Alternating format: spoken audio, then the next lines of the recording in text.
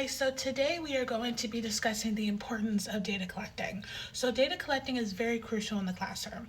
It determines if support is needed in the classroom, so how to modify it to exceed expectations and satisfy the students' needs, whether it's emotional or physical. And we must use that information we get based on the student's behavior to create a positive classroom environment. It's important to understand their behavior to set goals and make decisions to improve a student's learning.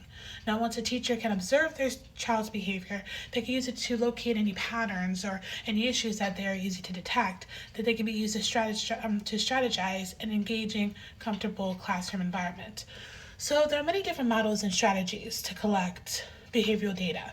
I would personally use color coding based on how aggressive the behavior is in the classroom. So I'll be using the colors red, green, or yellow. So green represents good behavior. They are helping the student out, they're cleaning up their areas, making sure everything is good.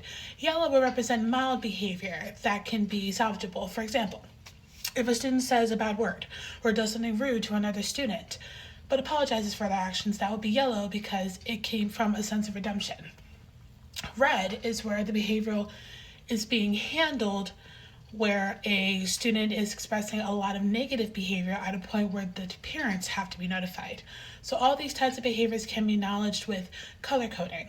And of course, written documents and technology notes. So one of the resources that we use is Google Docs. So let's say Google Docs can be shared with the parents or the administration or other teachers, because sometimes they have a thing called cross teaching where the classrooms can be split into two, one half go into a classroom, one other half go into another classroom. So if there's any behavioral issues or any negative stuff happening, they can easily just go onto Google Docs and share with the other people, be like, this student was behaving this way, therefore this student will be yellow or this student will be red. So that can happen on a daily basis, which is good for a parent, because if the parent is sharing it, then it is being shared to a parent, then the parent can easily access it and be like, oh, my student was behaving badly today. Let me go home and figure out what's going on. So having a parent involved in their child's progress can help them structure things at home. It helps build trust and communication with their parents if there's any other issues.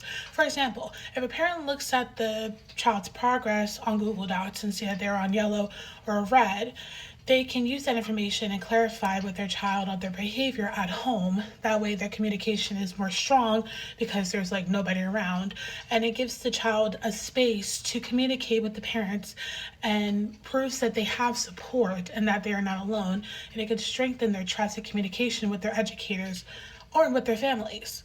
Collecting data in preschool versus elementary school can vary in different aspects. So when you're in preschool, educators focus only on social literacy and language skills to help them prepare for a life outside of the classroom and inside the classroom. And they mostly perform activities to improve on their developmental skills. While as in elementary school, it's different because they're enhancing more into social studies and math and phonics and rhyming and stuff like that. So when they're collecting data in preschool, they're mostly focusing on developmental skills. When in elementary school setting, they're focusing more on the numeral stuff, the math, the social studies. How do they form a sentence? How do they talk? How do they act? Are they good from counting from 1 through 10? Just stuff like that to help them with data collecting. So disability also plays a significant factor in data collecting. It's very important for an educator to know the difference between when a student is lashing out or having an anxiety attack. So it's very important to get them different approaches.